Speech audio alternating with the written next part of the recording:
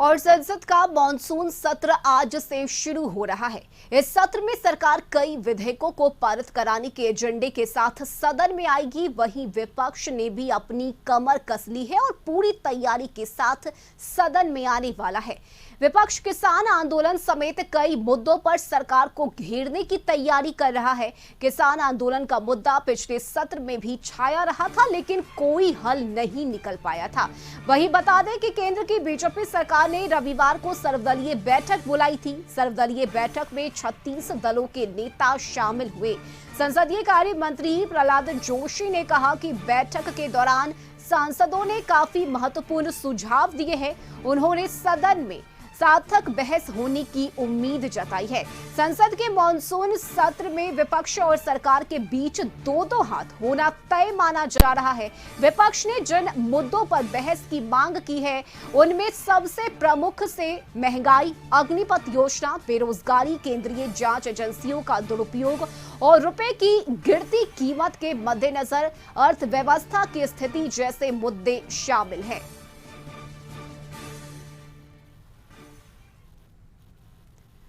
और आज विपक्षी गठबंधन इंडिया की पहली बैठक होगी। बैठक में संसद के मॉनसून सत्र पर चर्चा होगी। इस बैठक में मॉनसून सत्र में मोदी सरकार को घेरने पर साझा रणनीति बनेगी। सूत्रों के अनुसार यह बैठक राज्यसभा में विपक्ष के नेता मल्लिकार्जुन खड़गे के चैम्बर में होगी।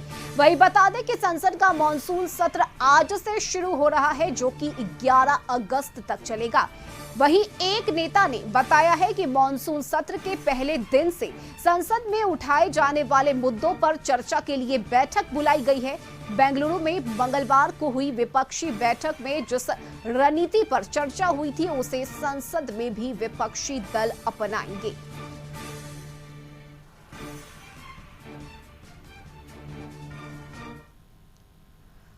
और संपादक अशोक मिश्र इस वक्त हमारे साथ जुड़ गए हैं। अशोक जी, संसद का मॉनसून सत्र आज से शुरू हो रहा है, वहीं दूसरी तरफ आज इंडिया की पहली बैठक भी होने वाली है, तो दिन आज का बेहद महत्वपूर्ण है। मुद्दे कौन कौन से होंगे विपक्ष के? बिल्कुल, देखिए रश्मि, संसद का मॉनसून सत्र आज से शुरू हो रहा है और सत्ता पक्ष और विपक्ष दोनों एक दूसरे से आजमाइश करने के मूड में दिख रही है। सबसे बड़ी बात यह है कि पहली बार विपक्षी दलों की एकता का जो गठबंधन बना है, उसकी ताकत देखने का ये संसद का सत्र काफी सही होगा। और दूसरी बात ये है कि एनडीए ने भी अपनी ताकत में जो बढ़ोतरी की है, यानी कि 38 दलों का जो गठबंधन एनडीए ने भी बनाया है, उसकी भी ताकत देखने को मिलेगी। हालांकि एनडीए के जो अधिकांश दल हैं, उनकी हैसियत अभी राज्यसभा या लोकसभा में नहीं है, लेकिन फिर भी एनडीए यह जताने की कोशिश करेगी कि उसकी ताकत काफी मजबूत है। जहां तक विपक्ष की बात है, तो विपक्ष के पास कई मुद्दे हैं। सबसे ज्वलंत मुद्दा अभी मणिपुर का मामला है। वो आपने देखा है किस तरह से मणिपुर चल रहा है और केंद्र सरकार ने अभी तक उस पर कोई ठोस कदम नहीं उठाया।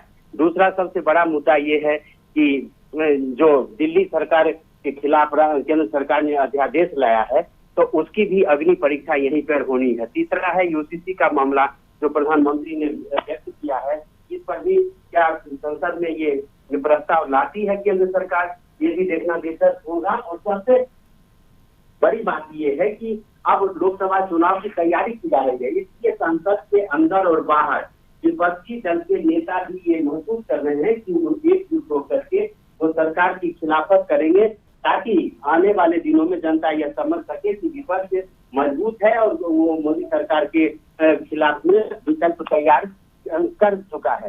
तो ऐसी परिस्थिति में लोकसभा और राज्यसभा दोनों में विपक्षी दल अपनी ताकत दिखाएंगे और सरकार को घेरने की कोशिश करेंगे। यही वजह है कि सत्र के शुरू होने के दिन ही मल्लिकार्जुन खड़गे ने बैठक बुलाई है, ताकि उसमें विपक्षी सहमति भी बने और राज्यसभा के अंदर और लोकसभा के अंदर किस तरह से सरकार को घेरा जाए, इस पर रणनीति बने। केंद्र सरकार अगर यूसीसी बिल लाती है या दिल्ली सरकार के खिलाफ जो अध्यादेश लाया गया है, तो उसमें आप कह सकते हैं कि राज्यसभा में विपक्ष की स्थिति अच्छी है। राज्यसभा में सत्ता पक्ष के पास 111 सदस्य हैं, तो विपक्ष के पास भी 98 है, 98 सदस्य है। तो वैसी परिस्थिति में वहाँ नेक टू नेक फाइट हो सकता है। इसलिए विपक्षी दल ये संदेश देने की कोशिश करेंगे।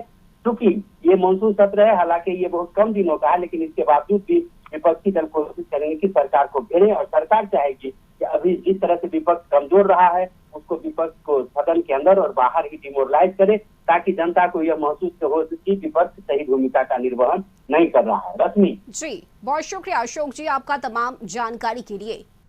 तो संसद का मॉनसून सत्र आज से शुरू हो रहा है, जिसे लेकर सत्ता पक्ष और विपक्ष दोनों की ही तरफ से तैयारियां शुरू हो गई है।